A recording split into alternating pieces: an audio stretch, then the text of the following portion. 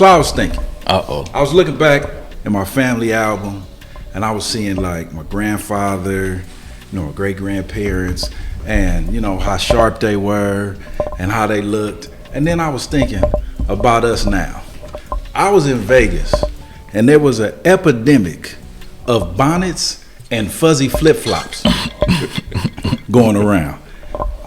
Today I was walking up the street, and I saw like 5 different sets of women with pajamas on in the daytime. So, you know what Suckah Shyt is? What I call the indoor-outdoor carpet motherfuckers, right? Nobody ever really put outdoor carpet in the house. You knew that shit was for outside, and you know what the carpet is for inside. Somewhere along the way, we done got confused.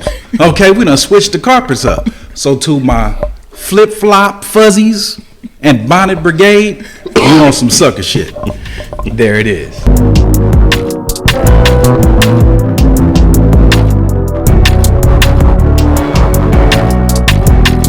All right, well, cool. So, welcome to another episode of Skinny Black's Lounge, where we provide the space for authentic black male lens on life, where the barbershop meets the library, meets personal development.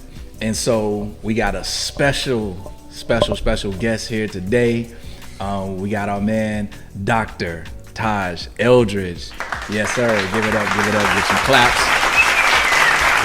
Yeah. So, Fall 93 in the house. There it is, Fall 93. What's up? So, hey, we got some questions, but before we dive straight into all the questions, Taj, what do you want the people to know about you?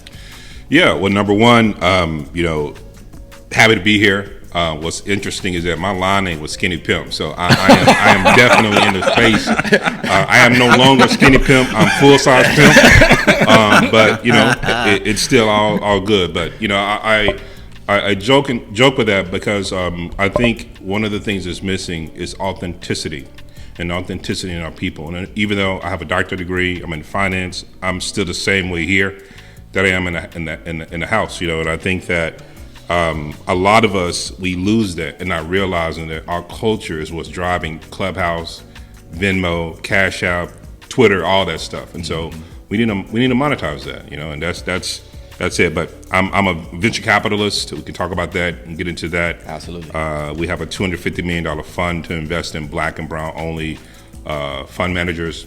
And then prior to that, I was in clean tech with the Los Angeles Clean Tech Incubator located in downtown in a space that we all need to take advantage of. And we can get into that later as well. Grew up in Texas, so Southern boy like my boy Rob. And of course, member of our noble clan of Kappa Alpha Psi. Yes, sir. Cool. So again, we had let Taj start off with the introductions. I'm Skinny Black. Rob to my left. JT. Period is silent. Hi, Mom. And actually, off camera, we have Lebo. Hello. A ghost. He's still a ghost. So let's hop into it. So I like what you said, man, about us driving the culture. Yeah. But let's back up a little bit, man. Tell us about some of the business. I mean, you're an entrepreneur. Yeah. Tell us about some of the stuff that you started. Yeah. Well, I want to preface this and say that a lot of times I hear in our community, I always hear like, I want to own my own stuff. I don't want to work for nobody. I think that's bullshit, because at the end of the day, you always working for somebody, either your customer, your wife, whatever, God, whoever you're looking at. The key to it, though, is that be in control of what you own and ownership. And even when you're working with somebody, I never like to use the phrase working for somebody. I like working with. You can own your intellectual property, what you create. So for me, I started out in banking. I was at Wells Fargo for a decade, and then went to UBS Investment Bank. Did an MBA at Pepperdine, and then the PhD program at Claremont before going to a private equity fund. And that's when I first started learning about like venture capital. And actually, the way I learned about all this stuff was through one of our frat brothers, Reginald Lewis, who wrote a book, Why Should White Guys Have All the Fun? Yeah. And that was like the first time I heard about venture capital, right? And so from that standpoint, the first couple of investments that I made failed miserably, lost a lot of money. My wife was super pissed. And but then I ended up having one that kind of took off that was in the political space. They got acquired, which means another company purchased them. And then another company I worked with, same thing happened with them. They were acquired by a company from the Netherlands. But Rob, to your point, the companies I've been involved in, invested in, have been from the clothing side. I was an equity partner and CEO of a company called Boswell that most people may remember as dressing Andrew Wiggins when he got drafted, LeBron James, the late Kobe Bryant. I used to say we dressed everybody except for my man Russell Westbrook. I was part of a company that dealt in the wine space that was really kind of making, culture to wine. If you remember, at one point, everybody was on craft beer. Craft beer was like making it, and wine was steadily tanking. Mm-hmm. And of course, Ciroc and the spirits always been in the culture, and wine never really got that. And so we created a company that was focusing on bridging that culture with wine. And now you see and even though E40's been doing it, E40 has a nasty meaning good wine out that's really making it. Now you're seeing a lot of people like John Legend, Nas get into the wine space. And then in 2015, I led the accelerator in Riverside, UC Riverside, where I brought Rob at as actually one of my first speakers. And what was interesting is that we made Riverside the number 4 place in the nation for Black and brown entrepreneurs, because we really understood how to disseminate information similar to what you guys do here, and access, right? Access is key. And then 2018, I went to the Clean Tech Incubator, which is in Los Angeles. But from an investment standpoint, I'm an investor in companies such as Bevy, which is like the Zoom for conferences. I'm a new investor in a company called Black Power. They just raised $63 million, Black-owned company. I'm an investor in a company called Kidget, which does KIGT does charging stations. So if you have an electric vehicle, he's the first and only Black-owned charging station that's out there. So that's important. Mm-hmm. It's important to know, because as we're making a transition from gas vehicles to electric vehicles, when you go get gas, who typically owns those facilities? They don't look like us, right? So this is an opportunity for us to own in that transition, right? And so that's what I'm all about. That's why I'm talking about ownership and how to figure it out. Dope. I mean, thanks for telling me about Gidget, man, because we're definitely our next vehicle will definitely be EV. Yeah. So they got some hot ones out there, man. I mean, Tesla's not the only thing on the market, bro. We got to look at Canoe, which is LA based. Mm-hmm. You look at Rivian, which looks like a nasty looking Land Rover. There's a lot of good ones coming out there. What's that? Is it Lumens or? Yeah, it's like a high end. When I was just watching on TV, they're competing with like the Maybachs and all those. Yeah, it's a lot that's coming out. I mean, even Hummer came out with an electric vehicle. So it's getting there. Yeah, well, GM is in the next year or two, they're gonna have an entire line. Yeah. Of electric vehicles for everything they have right now. Volkswagen is turning to Volkswagen. I did it jokingly, but they're making a whole, similar to GM, a whole line coming out. BMW has already done it. I mean, a lot of OEMs, are doing it. I think, from a standpoint of what makes a good investment, as you look and see the market goes to that, the political side going to it as well, right? Because the governor has already said by 2035, all new vehicles in California have to be electric. Mm-hmm. Same thing has happened in New Jersey, and Connecticut is about to join in as well. So, man, you talked a lot about. Oh, and thank you. Good looking out on the wine hookups when our boy Prentice. Did Uncork, man. You came through with some good connects on that. And that was the reason I did it. Being in the wine space, knowing that culture drives. That's why I was so happy to see Brother Penny do that film. Yeah. Because a lot of people don't know that we are deep in wine. There's Black-owned wineries like the Brown Family Estates is out there. And like we're the ladies are drinking Moscato like it's crazy. Pink rosés and no lips, like it's sugar water. Yeah, exactly. So cool, man. So how did you get started, man? So it's a lot of cats out there saying, well, let's break out 2 specific things. Yeah.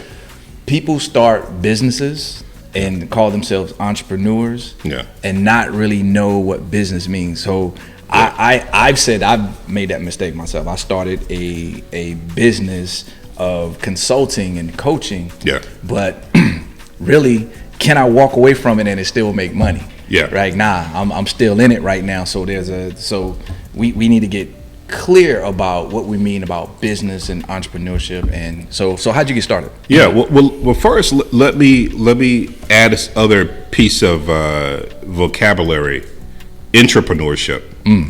Entrepreneurship. Do you guys realize how Hot Cheetos was created? No. So this cat that worked as a janitor for Frito-Lay, Mexican cat here in Rancho Cucamonga, if you ever had elote, right? Elote is the Mexican spice corn, which I love, right? Uh-huh. He I was just at gonna put work. the mayonnaise on mine. Oh, absolutely, prima, right? Let's go and make it Afro-Latino style. But he was at the shop, and one of the machines didn't flavor the Cheeto. So he's like, "Yo, can I take these bags home?" And they were like, "Oh, go ahead." And he took the bags home. He put the same flavoring that he did, that you typically do with elote. Created flaming hot Cheetos. He brought it back and he was like, "Yo, like this good." And the guys were like, the executives were like, "Yo, like why don't you present it?" He had no idea about pop. He was a janitor. So what he did was, again, free game that we always miss. He went to the library and looked up how to make a business presentation. He ended up making a business presentation, became an entrepreneur because he created this product line, ended up making a good amount of money, still working at Frito-Lay, and now he's like some exec. Well, he's retired now, but at the time he became some executive for Pepsi Cola because Pepsi owned Frito-Lay, right? And so the whole point of the story is that whether or not we're entrepreneurs, kind of going on ourselves, making a lot of risk, or entrepreneurs, the whole idea is about intellectual ownership, right? Same thing with the handheld, the Game Boy. Same situation, Game Boy. The guy who designed Game Boy was a janitor. So shout out to the janitors out there, man, because yo, the whole idea is that talent is universal, but opportunity is not, and that's what we got to do. But back to me, I grew up in I'll be honest, I grew up in an area where you do two things: you either hoop or you rap. And there's a third thing you probably didn't. Yeah, well, I was going to kind of keep it PG, but let's go and go there because I have some cousins do it. They were slanging, right, which was entrepreneurship. They understood it, and a lot of my relatives were Bloods in Texas because I know we're here in California, but there's something back in the day they're talking about banging in Little Rock, and bro, the games in the South went hard. They had a lot to prove. So. All of them didn't really want me to get in trouble, but what I peeped was how they managed their business selling dope. I peeped, and it's interesting. We joke about the corner boys selling dope. I equate that to the VCs that are out there. They're slanging these safe notes. They're slanging these documents, right, to get people to sign it. But I think for me, I was a poetry major in undergrad because I wanted to rap, and I figured, well, if I'm gonna rap, I need to understand poetry. And my dad was like, "I don't give a shit. You gotta go to school," So I didn't really get into entrepreneurship until after seeing it as a banker, right, and really kind of looking at it. And I think for me, my first business was a guy that was doing this back when Blackberries was around, like this online therapy situation called iListen, prior to even the iPhone. And it's so interesting. We were too much ahead, but we didn't really have the format, right? And so I wish now would have held on to it now that everything's But I think for me it was a learning process. It was a learning process of looking at people. It was a learning process of failing. I think we don't allow ourselves to fail as people of color when we're building businesses, because failure.